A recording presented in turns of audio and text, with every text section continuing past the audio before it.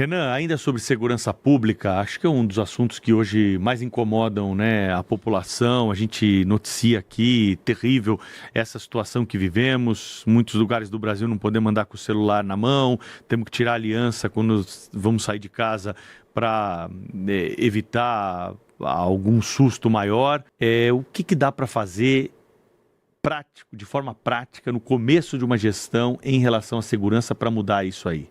Olha, esse é o sonho, a coisa que eu mais imagino no início da nossa gestão. Primeira coisa, na transição, na virada do ano de 2026 para 2027, eu tanto vou passar a reforma fiscal, quanto eu vou aumentar ainda mais todas as penas para crimes violentos. Por quê? Aumentando todas as penas para crimes violentos e tratando, fazer um enquadramento nosso, não americano, como inimigos, né, que é um conceito do direito de um autor alemão que chama Günther Jacobs. Direito penal do inimigo. O famoso direito penal do inimigo. Eu vou enquadrá-los de maneira diferente para que a pessoa que faz parte de uma facção perca, por exemplo, a presunção de inocência.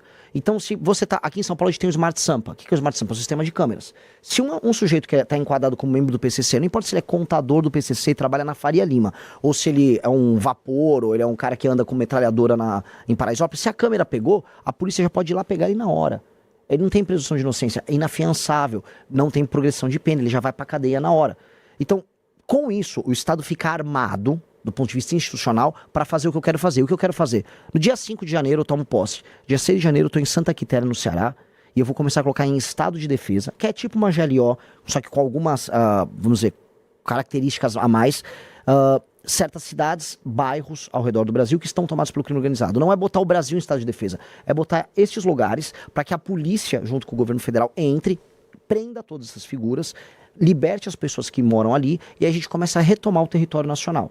E aí a gente vai fazer uma limpa que a gente nunca viu. Eu preciso fazer, senão eu falhei como presidente, no final do primeiro ano a pessoa se sentir segura para andar com o celular no meio da rua, e todos os bairros brasileiros estarem livres do crime organizado. Se eu fizer isso, aí eu entro na fase 2 do meu governo, que é desfavelização do país. É mais ou menos que nem o Bukele fez lá em El Salvador? É muito parecido com o que o Bukele fez. A questão é que em uma escala muito maior. O Salvador é como se fosse um bairro em São Paulo. E a Constituição brasileira? Vai ter gente que vai falar que as garantias não estão preservadas aí. Não, porque o direito penal do inimigo, ele é perfeitamente compatível com a Constituição brasileira, com os princípios constitucionais que estão, por exemplo, colocados ali como cláusula pétrea. Uhum. E existem distinções já no direito penal nosso. Então não há um problema em receber não só o direito penal do inimigo, como em aumentar penas. A questão toda que nós temos é um problema de execução das políticas públicas na área de segurança. As penas são muito baixas, as leis de execução penal no Brasil elas são amigas da bandidagem, então um cara pega uma pena de 20 anos, cumpre 7 e já sai. Então, os juízes no Brasil, eles têm, vamos dizer, uma subjetividade muito grande. Ou seja, o juiz decide da cabeça dele. Aí acontece o que aconteceu com o caso do Henri Borel lá no Rio de Janeiro. Uma juíza feminista, é machismo prender ela. E obrigou o tribunal do... Eu nunca vi um negócio desse. Obrigou os jurados a alterar o voto deles. E isso é coisa de um país doente. Essa subjetividade não pode acontecer. Agora, por mais que as leis sejam modificadas nesse campo, aumento de pena, polícia, GLO... Existe um ponto da legislação penal que parece imutável e nós não entendemos por que, apesar de uma pressão da população, que é a questão da maioridade penal. Sim. Vai pra frente? Óbvio. Tem que ir.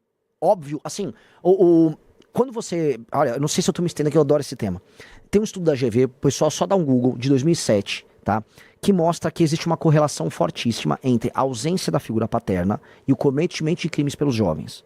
Ou seja, um jovem tende a cometer crimes, o jovem que comete o crime, que vai parar numa FEBEM, a relação dele com a ausência do pai é maior do que a relação, por exemplo, de desigualdade social. Ou seja, a desigualdade social e a pobreza interferem menos nesse jovem cometer o crime do que ele não ter um pai presente.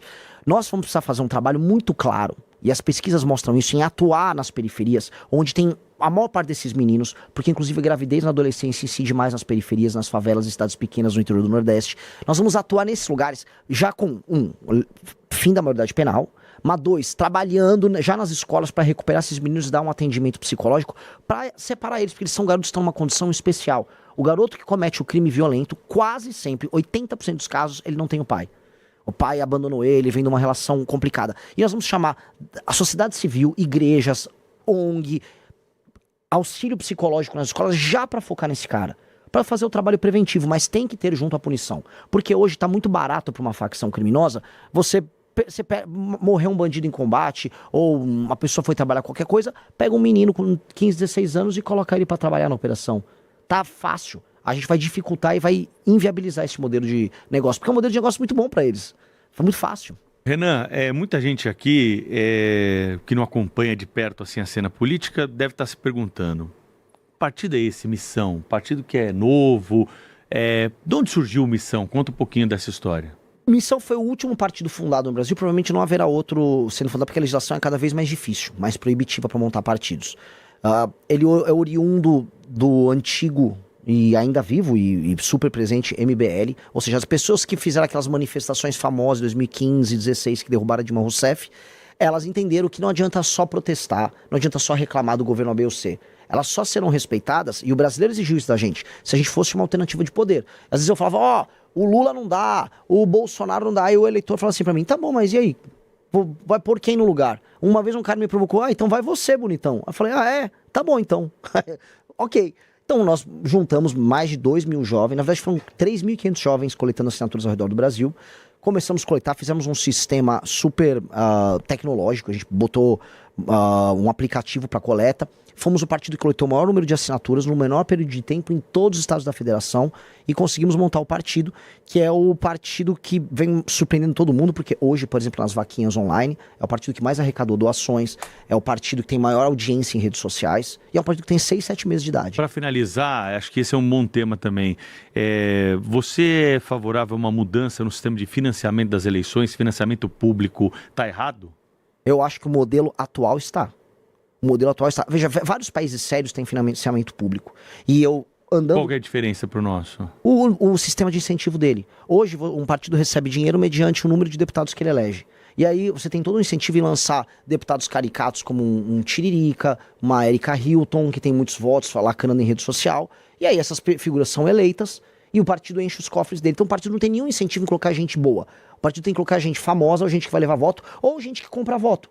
Porque você coloca um deputado, vamos dizer, do Centrão, ele achaca o governo, pega um monte de emenda, essa emenda ele compra o voto na base, e aí você fica rodando um ciclo. Este ciclo tem que mudar. Tem países sérios que têm um financiamento público. Eu sou contra, por princípio, o financiamento público. Eu gostaria que não houvesse. Mas, se for um consenso da sociedade ou dos próprios partidos que terá que haver, eu vou mudar o sistema de incentivo, que é aquilo que eu te contei. Se o dinheiro que for pro partido for baseado no desempenho do prefeito, com métricas objetivas, do tipo ranking de educação, diminuição do número de homicídios, aumento da atividade econômica, aumento do saneamento básico, aí os prefeitos ganham pontos e o partido que tem aqueles prefeitos que tiverem um número possível de pontos recebe mais dinheiro. Aí a regra vira assim, quanto mais o político trabalha pro Brasil, mais o partido dele tem dinheiro. Aí funciona, aí fica até barato, aí vale a pena. Então eu acredito nisso, ou acaba, ou muda o sistema de incentivo. Última pergunta. Quantos ministérios tem que ter o Brasil? O Brasil não precisa ter mais de 19, 20 ministérios. O Brasil não precisa. E ainda... muito, não? Não.